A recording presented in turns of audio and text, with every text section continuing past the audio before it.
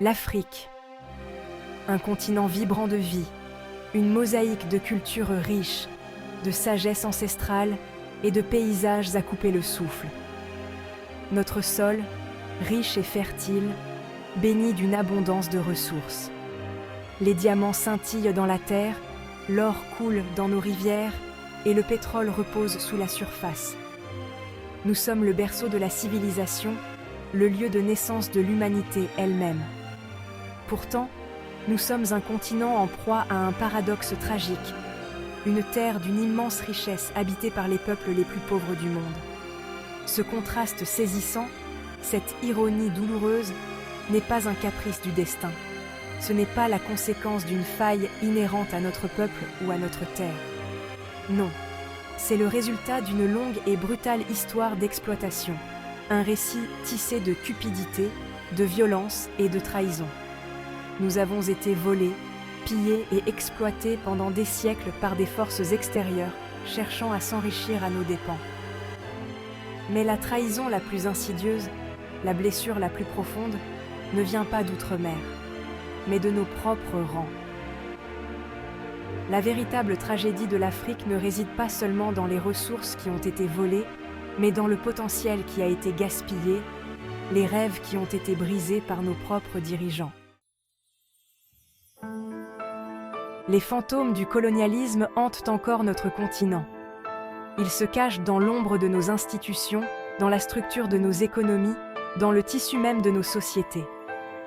La division forcée de notre territoire, le démantèlement systématique de nos systèmes traditionnels de gouvernance, l'imposition de langues et de cultures étrangères, telles sont les cicatrices que le colonialisme a laissées sur notre psychisme collectif.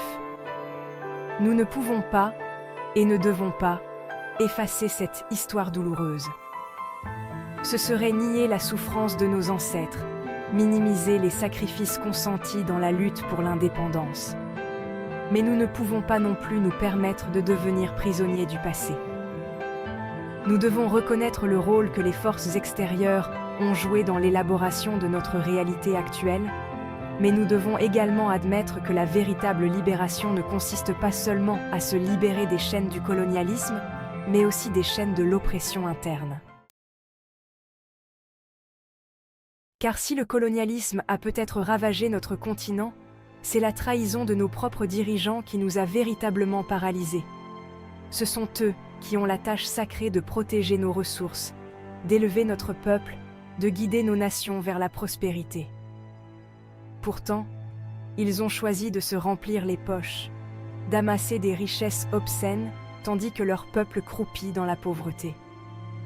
Ces élites égoïstes, ivres de pouvoir et aveuglées par la cupidité, se sont transformées en monstres mêmes qu'elles avaient juré de nous protéger.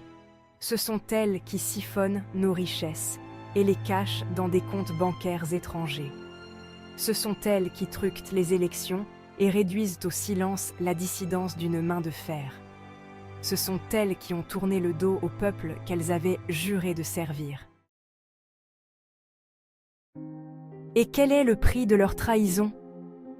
Il est gravé sur les visages de nos enfants, le ventre gonflé par la faim, les yeux éteints par le désespoir. Il se reflète dans les hôpitaux délabrés, manquant de médicaments et d'équipements de base, où les malades sont laissés pour morts. Il est évident dans les écoles délabrées, où des salles de classe surpeuplées et un manque d'enseignants privent nos enfants de leur droit à une éducation décente. Les conséquences de cette trahison interne sont partout autour de nous. Pauvreté endémique, maladies évitables, analphabétisme et un profond sentiment de désespoir qui imprègne nos sociétés. C'est là l'héritage de leur cupidité, de leur corruption, de leur mépris total pour la souffrance de leur propre peuple. Imaginez, si vous le voulez bien, une Afrique libérée des chaînes de la corruption et de la mauvaise gestion. Imaginez un continent où nos vastes ressources sont exploitées au profit de tous, où chaque enfant a accès à une éducation et à des soins de santé de qualité, où nos économies prospèrent et où nos peuples s'épanouissent. C'est l'Afrique qui pourrait être, l'Afrique pour laquelle nous nous battons. Mais pour réaliser cette vision, nous devons d'abord affronter la vérité inconfortable qui se reflète dans le miroir brisé de notre réalité actuelle.